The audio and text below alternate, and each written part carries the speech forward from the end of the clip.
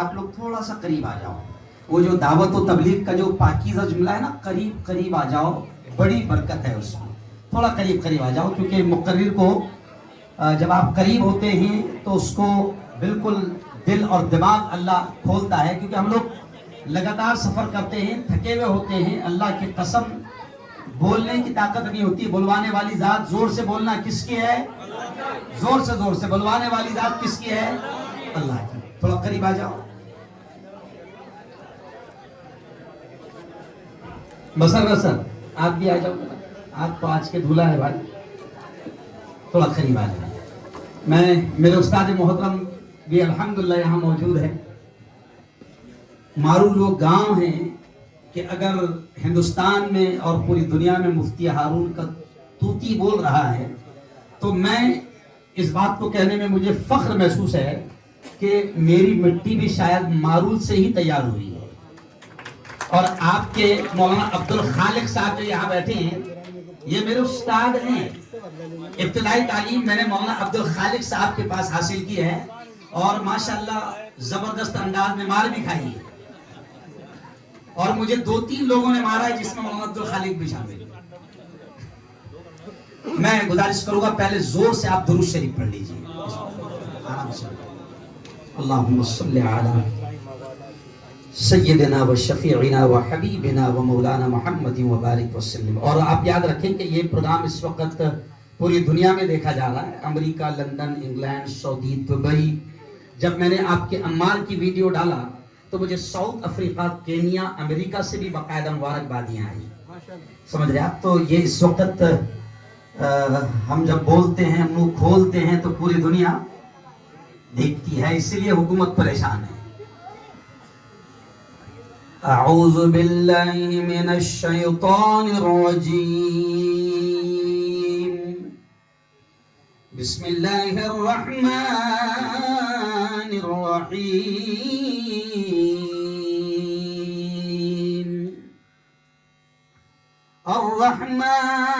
الرحمن وقال تعالى اقرأ باسم ربك الذي خلق. وقال تعالى لئن شكرتم لأزيدنكم. وقال تعالى فمن يعمل مثقال ذرة خيرا يره ومن يعمل مثقال ذرة شرا يره.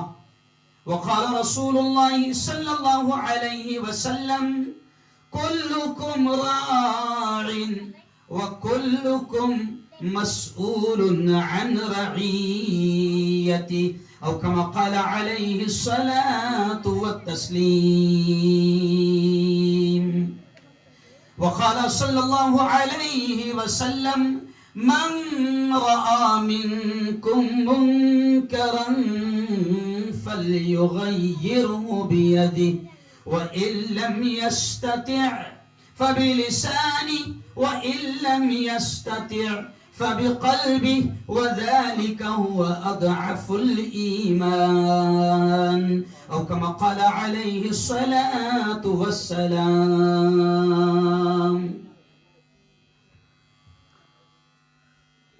بڑا بدبخت ہے برسوں نیکی سے نہیں ملتا.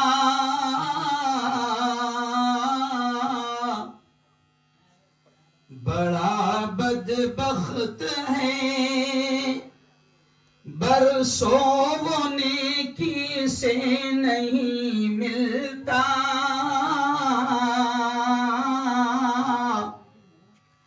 بہت نزدیک رہ کر بھی پڑوسی سے نہیں ملتا. جدا ہے مسجدیں دل بھی جدا ہے کیا کیا جائے. محبت سے نمازی بھی نمازی سے نہیں ملتا،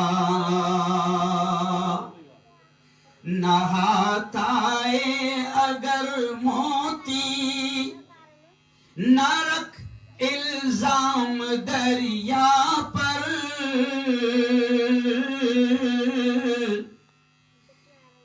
یہاں کچھ بھی کسی کو اپنی مرضی سے نہیں ملتا، ایک آیت کو سمجھنے میں زمانے بیت جاتے ہیں،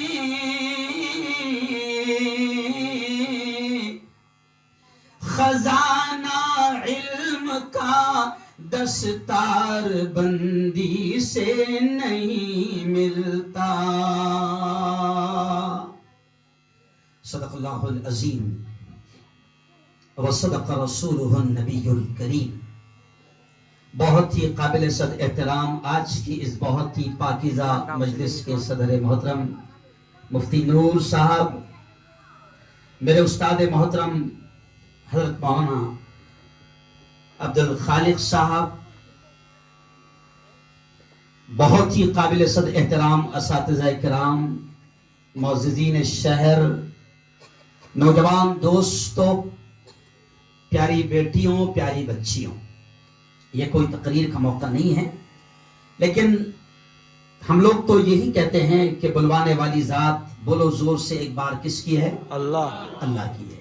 قسم خدا کی لگاتار سفر ہیں، کبھی کبھی کرسی پر بیٹھنے سے پہلے، تقریر شروع کرنے سے پہلے طبیعت یہ کہتی ہے کہ 10 منٹ کے بھی لائق نہیں ہوں، لیکن اللہ بلواتا ہے، اللہ کام کرواتا ہے، اور وہ ذات ایسی ہے کہ جب اس کو کام لینا ہے تو وہ طاقت بھی دیتا ہے، صلاحیت بھی دیتا ہے، اور پھر ہر طرح سے مدد بھی کرتا ہے۔ ابھی میں آپ کے شہر میں آ رہا تھا، گزشتہ کل سب میں دلی میں تھا، صبح کا میرا پروگرام سنجے راؤت کے ساتھ سدن میں ہوا، وہاں مہاراشٹر سدن میں۔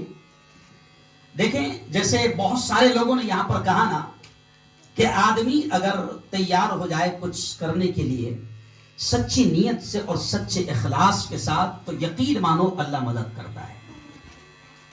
کسی نے مجھ سے پہلے تقریر میں کہا، میں کچھ چیزیں لکھ بھی رہا تھا، میں بہت غور سے سنتا ہوں، ہر ایک آدمی کی بات میں نے بڑی غور سے سنا، میری عادت ہے، کیونکہ جب تک کہ آپ اچھے سننے والے نہیں بنو گے اچھے بولنے والے بھی نہیں بن سکتے۔ پہلے سننا سیکھو، بعد میں ٹر کرنا خود ہی آ جاتا ہے۔ میں سب کی باتیں تقریباً سن رہا تھا، اور یہیں سے بیٹھ کر میں اپنے چینل والوں کو لکھ کر بھیج بھی رہا تھا کہ آپ کو آج کی خبروں کے لیے ہیڈ لائن کیا لگانا ہے۔ آپ کو نہیں معلوم، میں صبح یہاں پر دلی سے اترا، فوراً پہلے اسٹوڈیو پر گیا اور آج کی خبروں کا کام، نیشنل انٹرنیشنل نیوز اور پرائم نیوز کا کام میں نے مکمل کیا، اور آ ہی رہا تھا راستے میں پھر میری گاڑی کا حادثہ بھی ہوا۔ میں ابھی آپ کو بتاؤں کہ میں 1 گھنٹہ روڈ پر کھڑا رہا، جب دوسری گاڑی آئی تب میں یہاں پر آیا، لیکن میں نے بھی طے کر لیا تھا کہ مارول تو جاؤں گا، مارول تو جاؤں گا۔ اور میں سمجھتا ہوں کہ شاید یہ مسرت سر کا اخلاص ہے۔ میں یقین مانو، میں اس سے پہلے کون شخص ہے مسرت سر میں نام سے نہیں جانتا تھا، نا ملاقات تو ہوئی ہے، نام سے نہیں جانتا تھا، لیکن میں صاف طور سے یہ کہہ رہا ہوں، رات کا میں نے 6 سے 8 کا جو میرا شرد جی پوار کے ساتھ پروگرام تھا وہاں پر بڑا میں نے چھوڑ دیا، کیونکہ میرا ایک کمٹمنٹ ہوتا ہے، میں نے اگر کسی کو کہہ دیا آؤں گا تو میں پوری کوشش کرتا ہوں وہاں پہنچنے کی، یہ میری عادت ہے۔ اور ایک اور بات میں آپ کو بتا دوں سر، کہ میں نے اگر کوئی دینی پروگرام لے لیا کسی چھوٹے سے مکتب اور مدرسے کا، اور پھر ہندوستان سے مجھے کہیں سے بھی فون آتا ہے کہ صاحب اس تاریخ میں ہمارا نیشنل لیول کا پروگرام ہے، وہ مکتب کے مدرسے کے پروگرام کو آپ آگے پیچھے کر دو، تو یہ میرے اصول کے خلاف ہے۔ میں نیشنل لیول یا انٹرنیشنل لیول کے پروگرام کو بھی ٹھکرا دیتا ہوں، مگر دین کے پروگرام کو، سیاست میں بھی گیا صاحب، میرے استاد کے سامنے میں کہہ رہا ہوں کہ سیاست میں بھی گیا تو سیاست کے تمام لوگوں کو یہ کہہ دیا کہ کوئی بھی دین کا پروگرام تمہاری وجہ سے کینسل نہیں کروں گا، پہلی شرط، یہ میری شرط ہے۔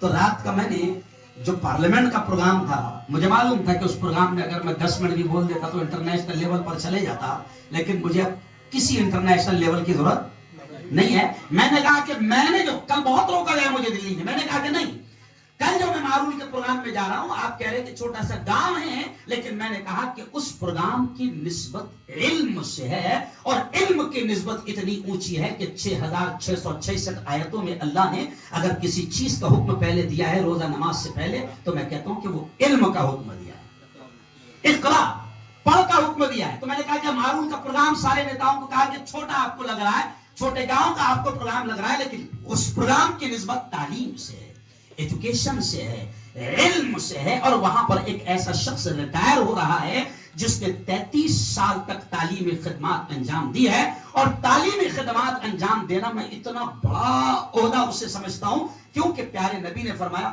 بعثت معلما, پیارے نبی نے فرمایا مجھے ٹیچر بنا کر بھیجا گیا, مجھے استاد بنا کر بھیجا گیا, مجھے معلم بنا کر بھیجا گیا. تو ظاہر بات ہے کہ یہ معلم جو پیشہ ہے, میں بات یہاں سے شروع کروں گا اور بہت کم میں آج تھوڑی سی بات کروں گا کہ معلم جو پیشہ ہے یہ اتنا مقدس پیشہ ہے کہ میں اکثر اپنے اساتذہ سے, اپنے ٹیچر سے, اسکول میں پڑھانے والوں سے یا مدرسے میں پڑھانے والوں سے کہتا ہوں کہ میرے بھائیوں, آپ کی نسبت اور آپ کا رشتہ, آپ کا تعلق, آپ کا کنیکشن ڈائریکٹ نبی کریم صلی اللہ علیہ وسلم کے پیشے سے ہے.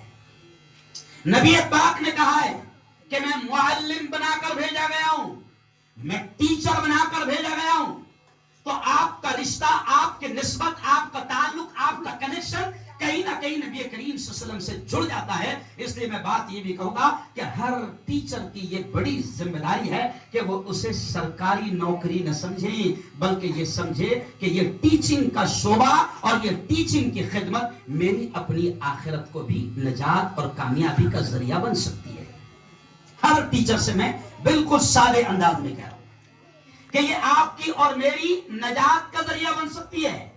مجھے بڑی خوشی ہوئی کہ جب مسرت سر کے بارے میں لوگوں سے سن رہا تھا تو ایک بڑی اچھی بات لگی مجھے. کسی نے کہا کہ مسرت سر صرف ایک ٹیچر نہیں بلکہ انہوں نے اپنی زندگی ایک سماجی انسان کے طور پر گزاری ہے, ایک ملی اور بہت ساری دینی ذمہ داریوں کو پورا کرتے ہوئے گزاری ہے. تو میں تمام لوگوں سے یہ کہوں گا کہ یقیناً آپ ٹیچر ہو سکتے ہیں, آپ شیکری ہو سکتے ہیں, آپ کسان ہو سکتے ہیں, آپ کچھ بھی ہو سکتے ہیں, آپ ایک مزدور ہو سکتے ہیں, لیکن کبھی آپ یہ نہ بھولیں کہ آپ اشرف المخلوقات ہیں, اور اشرف المخلوقات کی ذمہ داری صرف شیکری رہنا نہیں ہے, یا صرف ٹیچر رہنا نہیں ہے, یا صرف ایک جگہ پر بیٹھ کر مکتب پڑھانا نہیں ہے, بلکہ میں تو مفتیوں اور عالموں کو بھی کہتا ہوں کہ میرے بھائی آپ بڑے شان سے, بڑے فخر سے کہتے ہیں کہ ہم نبی کے وارث ہیں. اب یہ جملے پر دھیان دینا, میں علماء سے بھی کہتا ہوں, مفتیان سے بھی کہتا ہوں کہ آپ بڑے فخر کے ساتھ کہتے ہیں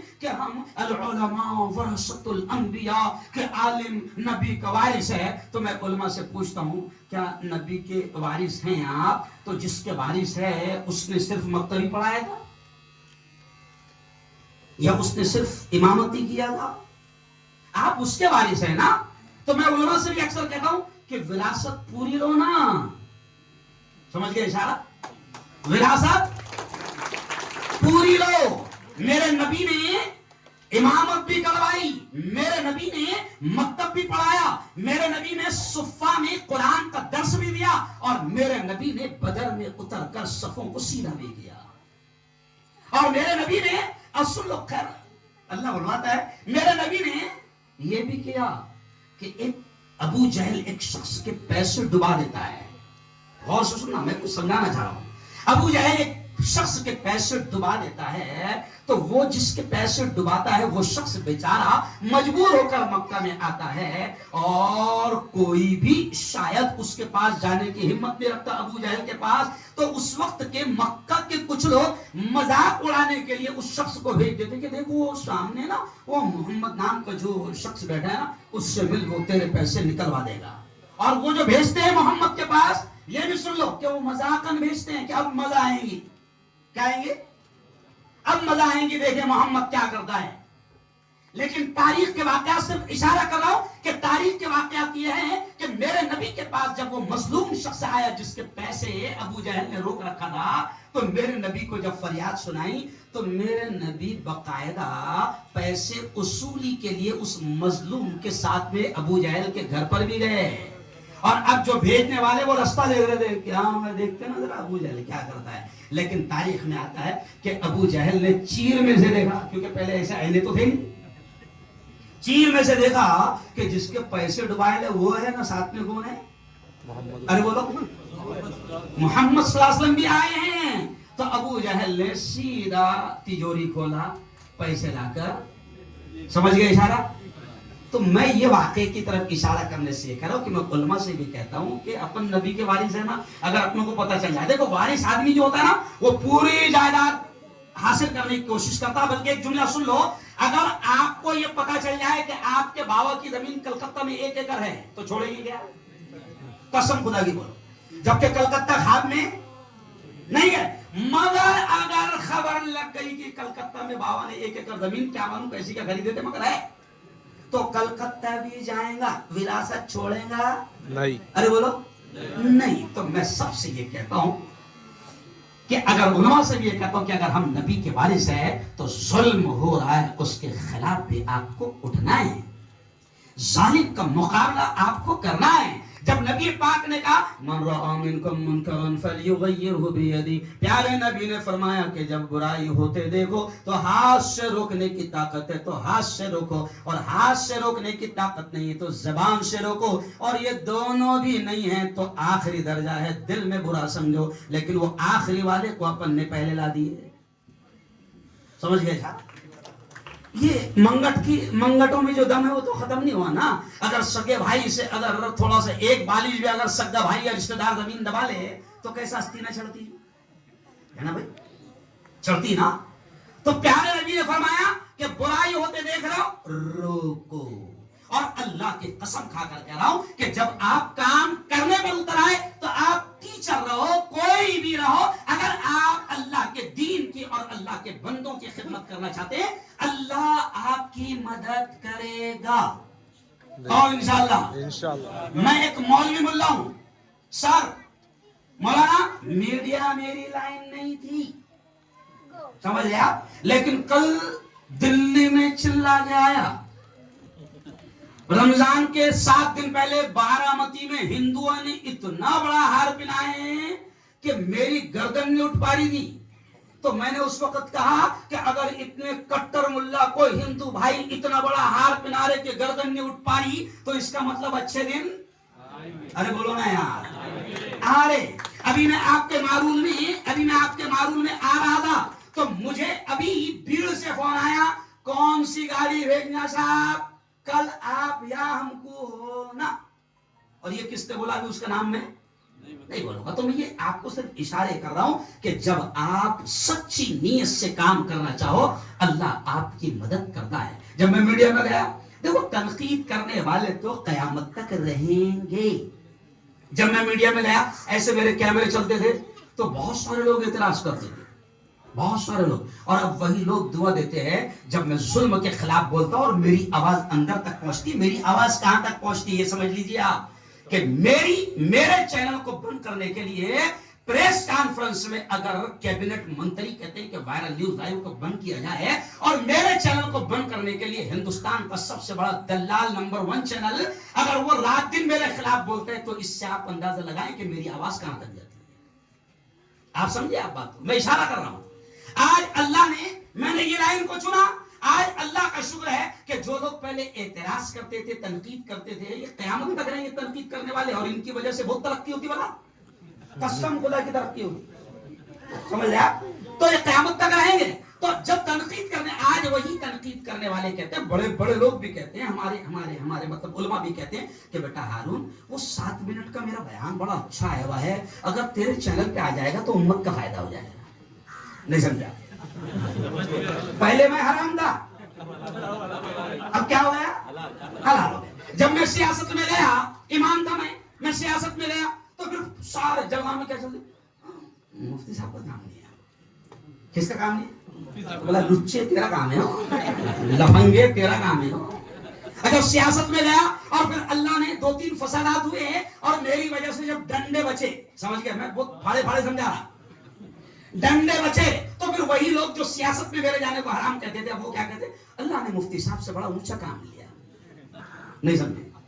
अल्लाह ने बहुत ऊंचा काम लिया, हमारे डंडे बच गए। तो ये कौम जो है ना बहुत खतरनाक है।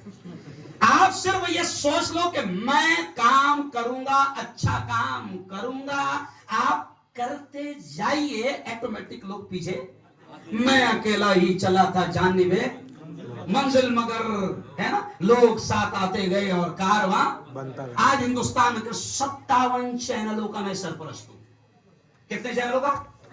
57 चैनलों का। अभी मुझे हिंदुओं ने नेशनल प्रेसिडेंट मीडिया का बनाया। इतने बुरे दिन में इतने ऐसे आदमी को बना रहे हो, तो कुछ तो बात होगी। मैंने हिंदुओं से पूछा कि यार मेरे भाइयों, आपने मुझे नेशनल प्रेसिडेंट बनाया, तो क्या बोले उन्होंने? जुमला सुन लो, उन्होंने बोले हमको ये यकीन है कि हम पर भी जब आएंगे तो तुम ही आवाज उठाएंगे।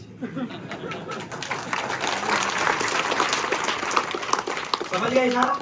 मैं ये कहानियां नहीं सुना रहा हूं, मैं आपको कुछ समझाने की कोशिश कर रहा हूं कि आप काम करते रहिए। अगर आपकी नीयत सच्ची है, आप मुखलिस हैं, इखलास है, अल्लाह आपकी मदद करेगा। वही लोग जो सियासी दुश्मन बनकर मेरी सुपारियां देते थे, अब वही लोग मेरे साथ में हिफाजत को खड़े हुए। अल्लाह फैसले करता है। कौन फैसले करता है? अल्लाह। अल्लाह फैसले करता है। तो खैर मसर्रत साहब, मुझे आपकी, जैसे किसी ने कहा कि आप एक समाजी इंसान हैं, आप एक मिली इंसान हैं, और मेरे साले मौलाना रिजवान फलाई ने कहा कि आपको गुरूब थोड़ी होना है, आपकी खिदमत बाकी रहेगी। और कुछ खिदमत तो ऐसी हैं, अब ये भी जुमला सुन लो, कुछ खिदमत तो ऐसी हैं, प्यारे नबी ने फरमाया कि कुछ खिदमत तो ऐसी है कि आदमी मर भी गया तो भी उसके नाम पर पर्ची चालू रहती है, सवाब उसको पहुंचता रहता है। आपने अगर अपनी जिंदगी में 10 बच्चों को अगर आपने बेहतरीन टीचर और बेहतरीन कौम का खादिम बनाया है, मसर्रत सर आप हो, या ये शहर जो है ना, ये गांव जो है मारूल, इसका एहसान अगर मैं ये कहूं आपको खुश करने के लिए नहीं, मैं अगर ये कहूं तो शायद गलत न होगा कि मारूल का एहसान पूरे हिंदुस्तान पर है, पूरे हिंदुस्तान पर। जहां जाता हूं मैं, जिस कोने में जाता हूं, हिंदुस्तान के जिस कोने में जाता, मुसाफा की लाइन लगती तो धीरे से मारूल वाला मिलता, मुफ्ती साहब मैं मारूल का बोला, समझ गए इशारा? पूरे हिंदुस्तान पर एहसान है। और आपके गांव को अल्लाह ने जहां जमीन और खेती से नवाजा, मैं आपको मुबारकबाद देता हूं कि आपके गांव को अल्लाह ने जिस अंदाज में नवाजा, वो एजुकेशन और तालीम के मैदान से नवाजा है। और ये आपके लिए बड़ी बात है, क्योंकि आपके यहाँ लोग तैयार होते हैं, आपके यहाँ के टीचर कहीं भी काम करते हो, वहां जो बच्चे तैयार होते हैं, कोई कलेक्टर बनता है, कोई आईएएस बनता है, कोई फुला बनता है, कोई प्रोफेसर बनता है, कोई इंजीनियर बनता है, कोई लॉयर बनता है, कोई जो भी बनता है, तो उसमें एक टीचर का बड़ा रोल होता है। तो आप बड़े काबिल कदर हो। मैं आपसे कहूंगा कि आपकी ये सिर्फ सरकारी नौकरी खत्म हुई है, अल्लाह की जानिब से जो नौकरी आपको और हमको दी गई है, वो मरते दम तक खत्म नहीं होगी। हमको काम करते रहना है। प्यारे आका, जैसे कुरान की आयत में पढ़ा, अल्लाह क्या कहता है, फमन यअमल मिस्काल दर्रतिन खैरन यरा, अल्लाह कहता है ओ मेरे बंदे, दुनिया की जिंदगी में जर्रा बराबर, राई के दाने के बराबर, रत्ती बराबर खैर का काम किया, भलाई का काम किया, अच्छाई का काम किया, अल्लाह कहता है यरहू, उसके अजर को, उसके सवाब को तू अपनी आंखों से देखेगा। हम मर जाएंगे।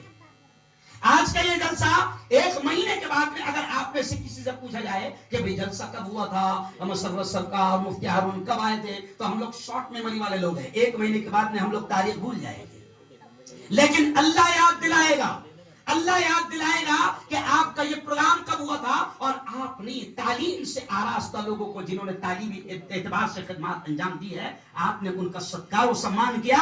बल्कि मैं यहाँ खान सर, मैं एक बात और कह दूं कि जैसे आज मसर्रत सर का यहाँ पर इस्तकबाल किया गया और उनकी खिदमत को सराहा गया, मैं मारूल वालों आपसे कहूंगा कि हर आदमी हमारे गांव का किसी भी लाइन से अगर खिदमत अंजाम दे रहा है, तो आप उसकी तारीफ करो, उसको सराहो, ये जरूरी है। आपको मालूम है मेरे चैनल पर अभी इंटरनेशनल लेवल पर मेरा चैनल है, आपको मालूम है 5 मिनट दिखाने के मैं 25,000 लेता, 25,000 लेता। अम्मार को मैं जानता नहीं, अम्मार को मैं जानता नहीं, अम्मार के वालिद साहब को मैंने देखा भी नहीं था, कारी शफी साहब।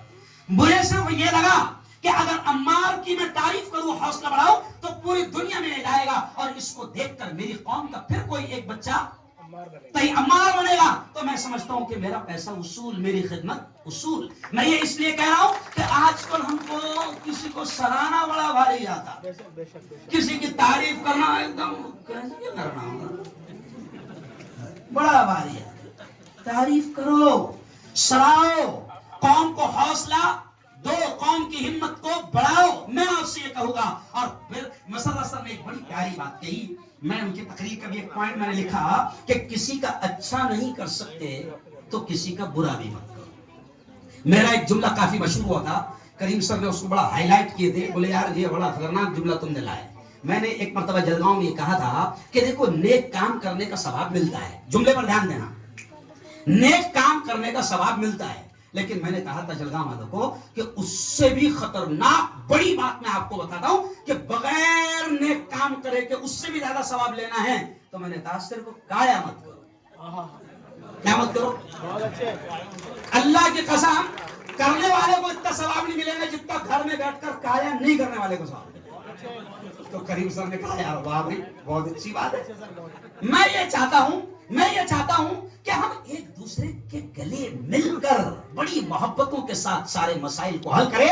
अब मैं ये जो जुमला कह रहा हूं मालूम के मेरे तमाम जिम्मेदारों जिनको जो जिनकी जरूरत यहां नहीं थी, अल्लाह का शुक्र है वो यहां से चले गए और अब जो यहां बैठे वो सब काम के लोग बैठे हैं।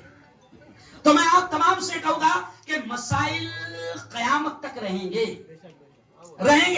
खत्म नहीं होंगे, लेकिन अल्लाह ने हमको मसाइल को हल करने का बड़ा प्यारा तरीका बताया। आज वो तरीका हमने छोड़ दिए तो गैर और इस्लाम दुश्मन ताकतें उसका फायदा उठा रही।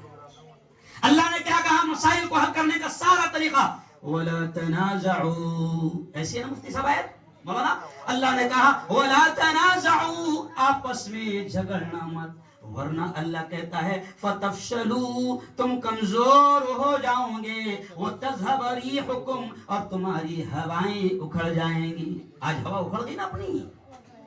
आज 25-30 करोड़ आधार कार्ड में होने के बावजूद भी अपनी कोई हवा नहीं, कोई अपनी फरियाद सुनी नहीं जा रही, इसलिए कि हमारी दुश्मन ताकतें ये जानती है कि ये कभी एक होकर मुकाबला हमारा करने वाले नहीं है। मैं आपसे कहूंगा मसाइल हो सकते हैं, बल्कि मैं ये भी कहूंगा कि स्कूल के मसाइल, जहां स्कूल होती है, कॉलेज होता है, मसाइल रहते हैं और होते हैं। और ये सिर्फ मारूल का मसला नहीं है, तकरीबन जहां जहां हम जाते हैं तो ये मसाइल नजर आते हैं, लेकिन मारूल वाले मेरे अपने हैं। मैं आपसे कहूंगा कि जितना मोहब्बतों के साथ, प्यार के साथ मसाइल को हल कर सकते हैं करें, ताकि कोई गैर हमारे इस इंतशार का फायदा न उठाए। और मैं ये भी गुजारिश करूंगा स्कूल वालों से भी, मैं दिल की अपील करूंगा, दिल से गुजारिश करूंगा, क्योंकि मैं तो आपके हालात को नहीं जानता, मुझे नहीं मालूम आपके यहाँ क्या है, लेकिन जैसे मैंने सुना बयानात में, तो मैं आपसे कहूंगा स्कूल वालों से भी, मैनेजमेंट से भी मैं गुजारिश करूंगा कि आपको, मुझे, हम सबको एक दिन अल्लाह के दरबार में, अरे बोलो, हाजिर होना है। दुनिया की अदालतों से हम छूट सकते हैं, बड़े बड़े छूट जा रहे, क्यों भाई? दुनिया की अदालतों में ब्रिजभूषण छूट जा रहा, क्यों भाई? दुनिया की अदालत में अडानी छूट जा रहा, क्यों? बड़े बड़े छूट सकते हैं, लेकिन उस मालिक के बारे में मैं अक्सर ये कहता हूं कि मैं ये जुमला अक्सर कहता हूं समझाते हुए कि हम, ये जुमला सुनना, हम अपना, ये जुमला सुनिए कि हम अपना करोड़ों का हिसाब भूल सकते हैं, मगर वो 5 पैसे का भूलने को तैयार नहीं, वो हमारा 5 पैसे का हिसाब करेगा। मैं तमाम लोगों से कहूंगा कि अगर हमारी स्कूल पर अगर कोई बोझ है तो हम बैठकर किसी भी तरीके से मसले को हल करने की कोशिश करें। कहीं ऐसा न हो कि कल कयामत के दिन अल्लाह के दरबार में हम इतनी सारी खिदमत और इतनी सारी नमाजें और इतनी सारी तस्बीहात और इतनी सारे यूं समझिए कि इबादतें करके कहीं ऐसा ना हो कि اللہ کے دربار میں ہم پکڑ لیے جائے. میں تمام لوگوں سے کہوں گا کہ اگر ہماری اسکول پر اگر کوئی مسئلہ ہے تو ہم اس کو بھی پیار و محبت سے حل کرنے کی کوشش کریں, اور جہاں تک ہو سکے کہ ہم کسی بھی طرح سے انتشار کا شکار نہ ہونے پائے. ایک اور آخری بات میں آپ سے کہوں گا کہ مسرت سر نے ایک بڑی پیاری نصیحت کی. پیارے بچوں, اب میں آپ سے کہوں گا کہ مسرت سر نے اپنی زندگی کا تجربہ بتایا. جیسے آپ نے سنا مسرت سر کے بارے میں کہ حالات بڑے خراب تھے اور بڑی غربت کے ساتھ آگے بڑھے ہیں. میں میرے لیے ایک جملہ کہوں گا, ہمارے ابا کو یہ بھی نہیں معلوم تھا کہ ہم کیا پڑھ رہے ہیں, بس مدرسے میں ڈال دیا. ہم لوگ انعام حاصل کرتے تھے اور اپنا آگے ایڈمیشن لیتے جاتے تھے. میرے بھاؤ سے اگر کوئی پوچھتا تھا ہارون کر رہے کیا معلوم ہے. بچوں, اگر آپ کچھ بننا چاہیں تو آپ کو کوئی اینگلو, کوئی ندوہ, کوئی دیوبند, کوئی بڑا ادارہ, کوئی چھوٹا ادارہ, کوئی آپ کو کچھ نہیں بنا سکتا ہے. آپ کو جب تک کہ آپ خود نہ سوچ لے کہ مجھے کچھ بننا ہے تب تک کیا آپ نہیں بن سکتے. ہزاروں بچے ایک ساتھ پڑھ کر نکلتے ہیں مگر 4-5 نمایاں خدمات انجام دیتے ہیں, تو اس میں کہیں نہ کہیں آپ کی محنت اور جو سر نے نصیحت کی نماز. مسرت سر نے بہت پیاری بات کہی, نماز جو ایسی چیز ہے. کل کسی نے مجھ سے مسئلہ پوچھا کہ مفتی صاحب بیٹھے نہیں جا رہا کیا کروں. پھر کسی نے مسئلہ پوچھا کہ مفتی صاحب نہ سجدہ ہوتا نہ رکوع ہوتا. تو میں نے کہا بھائی حالات کیسے بھی ہو, آنکھوں کے اشارے, آنکھوں میں اشارے کی بھی طاقت باقی ہے, تو آپ کو آنکھوں کے اشارے سے سجدہ اور رکوع کرنا ہے. کیوں آخری درجہ. تو اس لیے پیارے بچوں, پیاری بچیوں, میں آپ سے کہوں گا کہ آپ نمازوں کا اہتمام کریں اور والدین کی خدمت کریں. اور آخری جملہ یہ بھی کہوں گا کہ مارول والو آپ خوش نصیب ہیں. اب یہ جملے پر غور کریں آپ. اب یہ جملہ خان صاحب کہ مارول والو آپ خوش نصیب ہیں کہ آپ کو کالج تک یہیں پر گاؤں میں مل جا رہا. میں جو اب آگے بات کہوں گا وہ سمجھ لیں کہ آج آپ کی بیٹیوں کو, آپ کے بچوں کو کالج تک یا بی ایڈ ڈی ایڈ جو بھی ہے, جو بھی مل جا رہا. آگے تو ہم کو اور کوشش کرنا ہے, لیکن آج میں ہندوستان میں گھوم رہا ہوں, اللہ کی قسم کھا کر کہہ رہا ہوں کہ 10ویں کے بعد اب بیٹیوں کو غیروں کے ہاتھوں میں اور غیروں کے حوالے کرنے میں ڈر محسوس ہو رہا ہے کہ ان کا ایمان, ان کا عقیدہ سلامت رہے گا یا نہیں رہے گا. اب یہ جو حالات چل رہے ہیں میری بیٹیوں, یہ جو حالات چل رہے ہیں کہ یہ ڈاکو ہمارے ایمان پر ڈاکہ ڈالنے کی پوری تیاری کر رہے ہیں. رمضان میں پورے ہندوستان میں میرے گجرات سے لے کر امراوتی تک کے 17 پروگرام میں نے رمضان میں کیا, کیونکہ رمضان میں یہ واقعات بہت سارے سامنے آئے تھے سوشل میڈیا کے ذریعے سے. آج مجھے یہ کہتے ہوئے اچھا نہیں لگ رہا مائک پر کہ ایمان والوں نے کبھی نہیں سوچا تھا کہ ایمان والوں کے اتنے برے دن آئیں گے کہ ایمان والوں کی بیٹیاں عدالتوں میں جا کر یہ درخواست دے گی کہ میں اپنی مرضی سے ایمان اور اسلام چھوڑ رہی ہوں. کبھی نہیں سوچا تھا ہم نے. تو اب یہ حالات کیوں آئے, اس پر بھی دھیان دینا پڑے گا. تفصیل کا موقع نہیں ہے, اس پر میرے اسپیشل باقاعدہ 2-2 گھنٹے کے بیانات ہر شہر میں میرے ہو رہے ہیں, اس پر دھیان دینا پڑے گا. تو ان حالات میں میں آپ کو جو مبارکباد دے رہا ہوں کہ اگر آپ کی بچی ڈی ایڈ تک آپ کے پاس میں ہے, اگر آپ کی بچی جونیئر کالج تک آپ کے پاس میں, تو آپ خوش نصیب ہے. آج ہمارے ملک کا بڑے سے بڑا عالم ہر گاؤں اور ہر شہر میں جا کر یہ کہہ رہا ہے مسلمانوں سے کہ اپنی اسکولیں, اپنے کالج کھولو. یہ ایک بہت بڑا ذریعہ ہوگا تمہاری بیٹیوں کے ایمان کی حفاظت کا, بہت بڑا ذریعہ ہوگا. اور آج مفتی صاحب کہیں نہ کہیں آج سمجھ میں آ رہی ہے بات, آج سمجھ میں. ہمارے ہاں خود ہم لوگ جب ہمارے پاس میں جو 2-3 کالجز ہے تو ہم بھی ہمیشہ تیار رہتے تھے مخالفت کے لیے, ہمیشہ تیار رہتے تھے. یہ نہیں ہو رہا, وہ نہیں ہو رہا, ایسا نہیں ہو رہا, ویسا نہیں ہو رہا. آج حالات نے بتا دیا کہ یہ جو ادارے چل رہے ہیں جیسے بھی چل رہے ہیں ہمارے ایمان کی حفاظت ہو رہی ہے, ہماری بیٹیوں کے ایمان کی حفاظت ہو رہی ہے. ورنہ یہ بیٹیاں اگر غیروں کے اداروں میں جائے گی تو غیروں نے تو اتنا زبردست پلان بنایا کہ آپ اور ہم سوچ بھی نہیں سکتے. ارے ہم کو اتنا اچھا سلام نہیں کرنا آ رہا جتنا وہ اتنا اچھا اپنے بچوں کو تیار کر رہے ہیں. اتنا بہترین مولانا سجاد نعمانی کا بیان ہے نا, مولانا سجاد نعمانی نے کہا کہ اتنا پیارا لکھنوی اسٹائل میں اردو سکھا رہے وہ مسلمان بیٹیوں کو بچانے کے لیے, لکھنوی اسٹائل میں کہ ہم اتنی اچھی اردو نہیں بول سکتے ہیں. السلام علیکم, وہ بیٹیوں سے ملاقات کریں, السلام علیکم ورحمۃ اللہ وبرکاتہ, اور اتنا پیارا سلام کرا تو بہن بھی سوچتے ہو بابو, سمجھ گئے صاحب, کیونکہ یہ تو کرا السلام علیکم, دیکھو تو السلام علیکم نہیں آ رہا نا. وہاں وہ کر رہا السلام علیکم ورحمۃ اللہ. پھر وہ پوچھ رہا مزاج خیریت سے ہیں؟ میں اشارے کر رہا ہوں، میرے پاس تفصیل کر رہا ہوں. مزاج خیریت سے ہیں؟ پھر وہ کہتے ہیں ٹھیک ہے ماشاء اللہ الحمدللہ، اللہ آپ کو خوش و خرم رکھے ہیں. بہن گئی، سمجھ رہے اشارہ؟ ہاں. پھر میں صرف اشارے کر رہا ہوں. ٹریننگ میں کیا سمجھایا جا رہا ہے کہ ان کو اپنی بیٹیوں کو ان کی سہیلیاں بناؤ، اور پھر برتھ ڈے کی سہیلی کی پارٹی ہوگی، سہیلی سہیلی کو بلائے گی، اور پھر وہاں پر وہ بچے بھی آئیں گے. اور پھر وہاں پر ٹریننگ میں کتنا زبردست یہ کہا جا رہا ہے کہ ان کو سلام کرنا اور ہاتھ ملانے کی کوشش کرنا. اگر وہ عزت دار، خوددار، ایماندار گھرانے کی ہوگی تو ہاتھ نہیں ملائے گی تو فوراً غصہ نہیں ہونا. دیکھو ٹریننگ کہہ دیا، غصہ نہیں ہونا. ہاتھ نہیں ملائی تو کہہ دینا ارے سوری، معاف کرنا، میں نہیں جانتا ہوں کہ مجھے پتا چل گیا کہ آپ ایمان والی بیٹی ہو. اور اسلام پھر کتنا اچھے سے دیکھو اسٹائل دیکھو. مجھے معلوم ہے، میں نے اسلام کا، قرآن کا بڑا زبردست میں نے کہیں نہ کہیں اسٹڈی کیا ہوں. اسلام اتنا پیارا مذہب ہے جو میرے دل کو چھوتا ہے. ابھی آپ نے ہاتھ نہیں ملایا، بہت اچھا کیا، سمجھا؟ تب اس کے دل میں جگہ بنتی کہ بھائی اسلام کی بڑی اسٹڈی ہے. سمجھ رہا؟ بہت لمبی کہانی ہے. میں یہ اس لیے سنا رہا ہوں صرف اشارہ کہ آج غنیمت سمجھو کہ ہمارے اپنے ادارے موجود ہیں، ہماری اپنی بیٹیاں ہمارے ہاتھوں میں.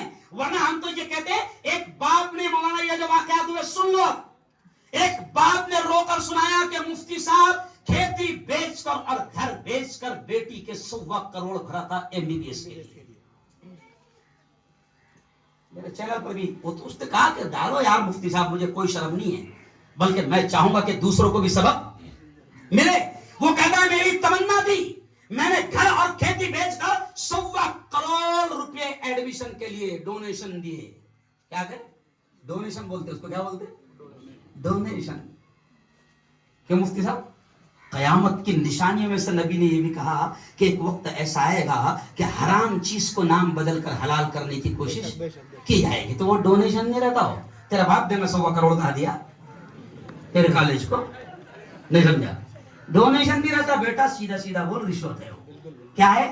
رشوت. سیدھا سیدھا وہ رشوت ہے. تو وہ کہتا ہے کہ 100 کروڑ بھرا میں نے کھیت اور گھر بیچ کر. مفتی صاحب تمنا تھی کہ میری بیٹی MBBS بنے گی اور پھر ہمارے گھر کے حالات سنور جائیں گے. مفتی صاحب آج میری بیٹی میرے ہاتھ سے چلی گئی اور اس کا ایمان بھی ختم ہو گیا. اللہ کی قسم آج وہ کہتا ہے روتے ہوئے کہ مجھ سے زیادہ دنیا میں ناکام انسان کوئی نہیں ہے. نہ میں دنیا کا رہا، نہ میں آخرت کا رہا، نہ مسجد میں میری بیٹی نے ایسی حرکت کی کہ میں مسجد میں اب نماز کو جانا بھی مفتی صاحب چھوڑ دیا.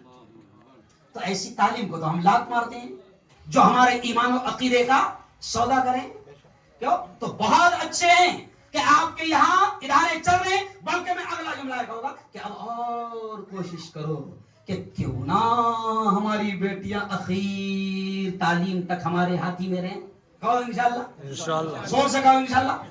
اور کوئی بڑی بات نہیں ہے. جب گاؤں نے سوچ لیا کہ بڑا اور کام کرنا ہے تو اور اچھے کام ہوں گے، لیکن جب ہائی اسکول میں چڑھے گا تو وہاں سے کالج میں کیسے جائیں گے؟ نہیں سمجھا؟ جب تیری لڑائی پرائمری اور ہائی اسکول سے ہی نکل نہیں رہی تو کیسے آئے گا؟ تو میرے یارو بہت اچھا ادارہ آپ کے یہاں چل رہا ہے. بلکہ میں آپ سے یہ بھی کہوں گا کہ جو بھی مسائل ہے اپنے حل کر لو. اور مجھے خوشی ہے اس بات کی کہ بڑی تعداد میں جب میں یہاں پر آیا، آخری بات سر مسرت سر، میں یہاں پر آیا تو میرا خیال نہاوی کے سرپنچ صاحب کہاں ہاں گئے، نہاوی کے سرپنچ صاحب، گوپال بھائی وغیرہ، یہ سب لوگ ملے تو مجھے بڑی خوشی ہوئی.